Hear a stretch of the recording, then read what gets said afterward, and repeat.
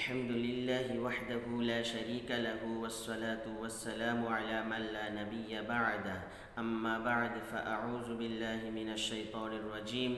بسم الله الرحمن الرحيم يا أيها الذين آمنوا توبوا إلى الله توبة نصوحا وقال رسول الله صلى الله عليه وسلم إذا كانت ليلة النصف من شعبان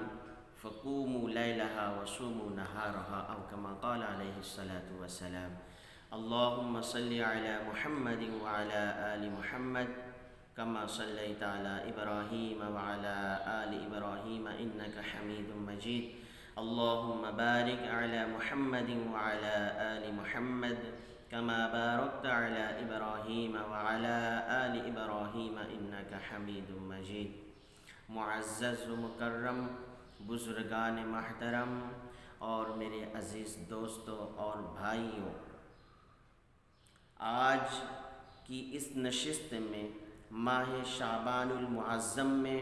شب برات کے حوالے سے Masjid Noor ul Islam plot number 14 gate number 6 Malwani Malad west Mumbai 95 India, آج 9 اپریل سن 2020 بروز جمعرات کو آپ سے مخاطب ہوں۔ شب برات کے متعلق سب سے پہلی بات یہ ہے کہ اس مہینے کی فضیلت کیا ہے، اور نمبر 2 اس فضیلت والے مہینے میں، اس فضیلت والی رات میں مجھے اور آپ کو کیا کرنا ہے۔ بس میں اختصاراً آپ حضرات کے سامنے صرف 2 باتیں عرض کرنے لگا ہوں۔ نمبر 1 اس مہینے کی فضیلت کیا ہے، نمبر 2 اس مہینے کے اندر اس فضیلت والی رات میں مجھے اور آپ کو کرنا کیا ہے۔ فضیلت کے متعلق یقیناً یہ شعبان المعظم کا جو مبارک مہینہ ہے، اس مہینے کو اس مہینے میں جو ایک رات ہے، اس رات کی فضیلت کو بیان فرمایا گیا۔ کہیں تو لیلۃ المبارکہ برکت والی رات، کہیں تو لیلۃ الرحمہ رحمتوں والی رات، لیلۃ البراءہ اللہ سے معافی مانگنے کی رات، اور لیلۃ السق یعنی جہنم سے پروانہ پانے والی رات۔ اس مہینے کی فضیلت اللہ کے رسول صلی اللہ علیہ وسلم نے جس مہینے کے متعلق خود فرمایا ہو کہ یہ مہینہ میرا ہے، شعبان شہری و رمضان شہر اللہ، شعبان تو میرا مہینہ اور رمضان اللہ کا مہینہ ہے۔ اسی شعبان کے متعلق رسول اکرم صلی اللہ علیہ وسلم نے برکت کی دعائیں مانگی ہے۔ فرمایا اللہم بارک لنا فی رجب و شعبان وبلغنا رمضان، یا اللہ رجب اور شعبان کے مہینے میں ہمیں برکت عطا فرما اور ہمیں اطمینان اور عافیت کے ساتھ، خیر و عافیت کے ساتھ رمضان تک پہنچا۔ نبی کریم صلی اللہ علیہ وسلم کے صحابہ کرام شعبان کے مہینے آتے ہی کثرت سے قرآن کریم کی تلاوت میں لگ جاتے تھے، اپنے مالوں کی زکوٰۃ نکال دیتے اور لین دین سے فارغ ہو جاتے، حکمران قیدیوں کو رہا کر دیتے، اگر حد نافذ کرنے کا مسئلہ ہے تو حد نافذ کر دیتے، ورنہ انہیں رہا کر دیتے، آزاد کر دیتے تھے۔ اس مہینے کی فضیلت، اس مہینے کی بابرکت ہونا، اس میں کوئی شک نہیں ہے۔ رسول اکرم صلی اللہ علیہ وسلم کے ایک صحابی حضرت اسامہ بن زید رضی اللہ تعالیٰ عنہ، حضرت اسامہ بن زید رضی اللہ تعالیٰ عنہ فرماتے ہیں نبی کریم صلی اللہ علیہ وسلم نے ارشاد فرمایا کہ رجب اور رمضان کے درمیان، رجب اور رمضان کے درمیان جو شعبان کا مہینہ ہے، اس مہینے کے متعلق اکثر لوگ غفلت کا شکار ہو جاتے ہیں، حالانکہ اللہ تبارک و تعالیٰ کے حضور بندے کی اعمال اسی مہینے میں پیش ہوتی ہے۔ ہم جو اعمال کریں گے ہمارے اعمال کی پیشی ہوگی۔ اور اس مہینے میں اللہ کے رسول صلی اللہ علیہ وسلم کثرت سے روزہ رکھا کرتے تھے۔ بخاری و مسلم کی روایت ہے، امی جان عائشہ رضی اللہ عنہا فرماتی ہیں، ما رأیتہ فی شہر اکثر منہ صیاما فی شعبان، شعبان سے زیادہ میں کسی مہینے میں آپ صلی اللہ علیہ وسلم کو روزہ رکھتے ہوئے نہیں دیکھا۔ آپ صلی اللہ علیہ وسلم شعبان کے مبارک مہینے میں کثرت سے روزہ رکھا کرتے تھے۔ حضرت علی رضی اللہ تعالی عنہ سے روایت ہے، فرماتے ہیں نبی کریم صلی اللہ علیہ وسلم نے ارشاد فرمایا، اذا كانت لیلۃ النصف من شعبان فقوموا لیلها وصوموا نهارها فإن الله ينزل فيها لغروب الشمس إلى سماء الدنيا فيقول ألا من مستغفر لي فأغفره، ألا من مسترزق فأرزقه، ألا من مبتلا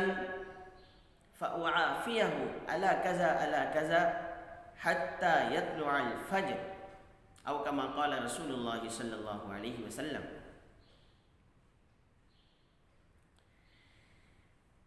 حضرت علی رضی اللہ تعالیٰ عنہ فرماتے ہیں، نبی کریم صلی اللہ علیہ وسلم نے ارشاد فرمایا، جب شعبان کی 15ویں شب ہو تو اس کی رات میں قیام کرو، یعنی عبادت کرو، نماز پڑھو، اور اس کے دن میں روزہ رکھو، اس لیے کہ بے شک اللہ تعالیٰ اس رات میں غروب شمس سے لے کر صبح صادق تک آسمان دنیا پر نزول فرماتے ہیں، اور اللہ کی طرف سے یہ آواز لگائی جاتی ہے، الا من مستغفر فاغفر له، ہے کوئی مجھ سے معافی مانگنے والا میں اس کو آج معاف کر دوں، ہے کوئی رزق کے اعتبار سے پریشان حال میں اسے رزق عطا کروں، ہے کوئی مبتلا مصیبت میں اس کی مصیبت کو دور کر دوں، ہے کوئی ایسا شخص حتیٰ یطلع الفجر، یہاں تک کہ فجر تک، طلوع فجر تک اللہ کی طرف سے آوازیں آتی رہتی ہیں۔ میرے بھائیوں، کتنا اچھا موقع ہے، آج اللہ رب العالمین کی جانب سے یہ اعلان ہو رہا ہو، ہے کوئی مصیبت میں مبتلا، میں اس کی مصیبت کو دور کر دوں، تو اندازہ لگائیے آج ہمارے لیے کتنا اچھا موقع ہے کہ آج ہر بندہ پریشان ہے۔ دنیا میں کون شخص ایسے ہوں گے جو پریشان نہ ہو، خاص طور پر ان ایام میں لاک ڈاؤن ہونے کی وجہ سے اور کرونا وائرس جیسے بیماری کی وجہ سے پورے عالم پریشان ہے۔ آج بھوک کی وجہ سے کتنے لوگ ایسے ہیں جو رو رہے ہیں، بچے بلک رہے ہیں، بھوکے پیاسے ہیں، روزی روٹی کے اعتبار سے وہ بڑے پریشان نظر آ رہے ہیں۔ آج میرے دوستو اللہ کی طرف سے آواز آ رہی ہے، آج وقت ہے کہ ہم اللہ رب العزت سے معافی مانگ لیں، کتنے بڑے گناہگار ہی کیوں نہ ہو، آج سچے دل سے توبہ کر لیں، اللہ رب العزت کو راضی کرنے کی فکر کریں، تو انشاءاللہ آج ہماری دعا اللہ تبارک و تعالی قبول فرمائیں گے۔ جو بندہ جیسے بھی پریشانی کے عالم میں مبتلا ہو، آج کسی کے سر پر بہت سارے قرضہ ہے، قرضہ کی معافی کی کوئی صورت نہیں ہے، وہ اللہ تبارک و تعالیٰ سے آج دعا مانگے، اللہ میرا قرض ادا کر دے۔ جو شخص بے گھر ہے وہ دعا مانگے، اللہ گھر عطا فرمائے۔ جو شخص بہت سارے بیماریوں میں مبتلا ہے، کرونا وائرس جیسے خطرناک بیماری میں مبتلا ہے، ہاسپٹل میں ہے، تڑپ رہے ہیں، تکلیف میں ہیں، آج اللہ رب العزت سے پکی سچی توبہ کر کے گناہوں کی معافی کرا لے، اور اللہ سبحانہ و تعالیٰ آج تو کہتے ہیں، ہے کوئی مصیبت میں مبتلا میں اس کی مصیبت دور کر دوں، ہے کوئی بیمار میں اس کو شفا دے دوں، ہے کوئی رزق کے اعتبار سے پریشان میں اسے رزق عطا کر دوں۔ تو تو اللہ کی طرف سے جب یہ اعلان ہو رہا ہو اور پھر ہم اس سے غافل رہے تو ہم سے بڑھ کر کوئی شخص حماقت اور کیا بولتے نادان نہیں ہو سکتا۔ اس لیے آج کی رات کو غنیمت سمجھیں۔ اللہ سبحانہ و تعالی ہر بندے کے دعا کو قبول فرماتے ہیں، لیکن شرط یہ ہے کہ بندے کے گناہ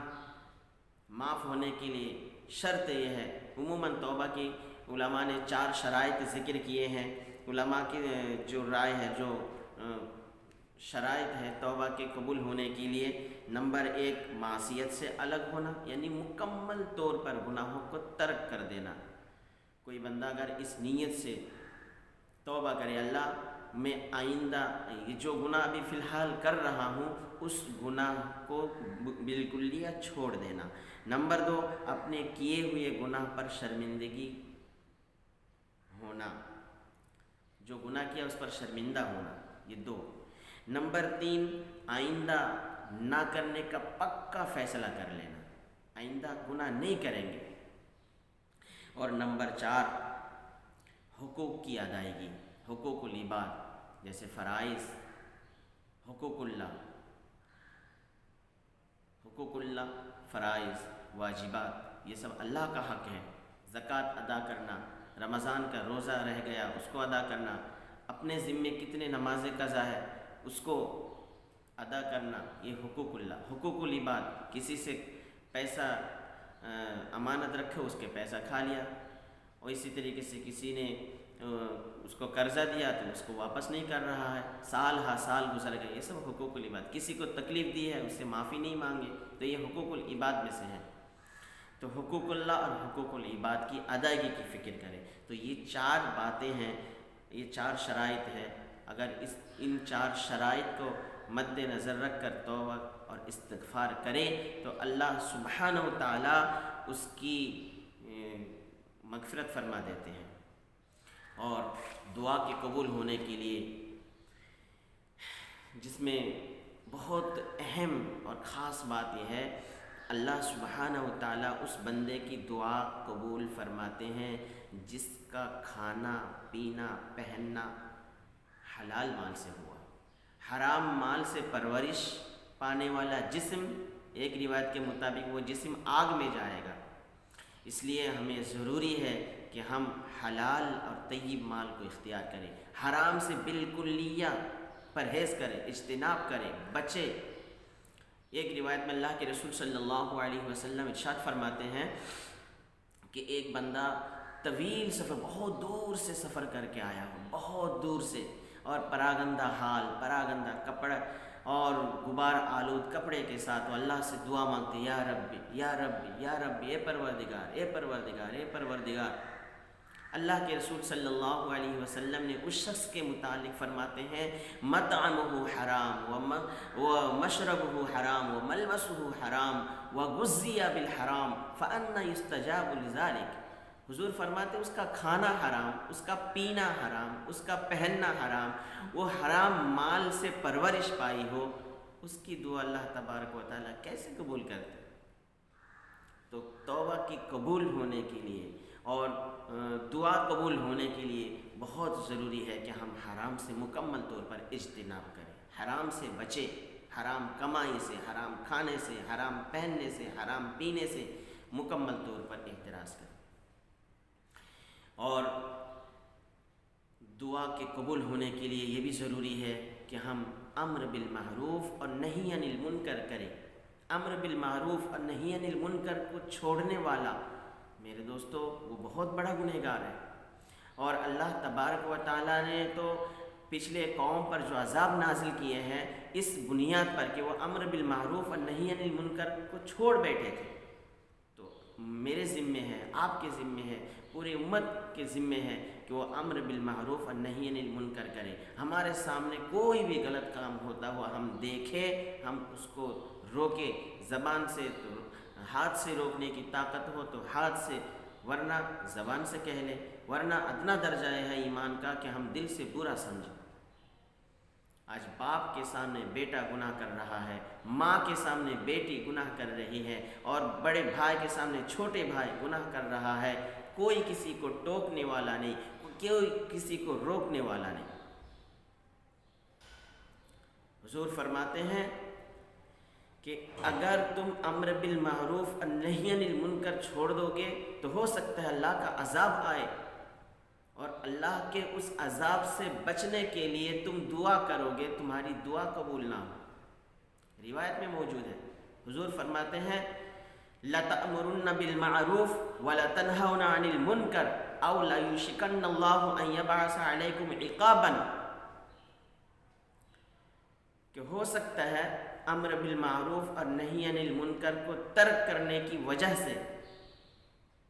اللہ کا عذاب تم پر آ جائے، اور اس عذاب سے بچنے کے لیے، خدا کے اس غضب سے بچنے کے لیے، اللہ کی اس ناراضگی اور اللہ کے قہر سے بچنے کے لیے تم اللہ سے دعا مانگو گے، ہو سکتا ہے اللہ تمہاری دعا قبول نہ کرے۔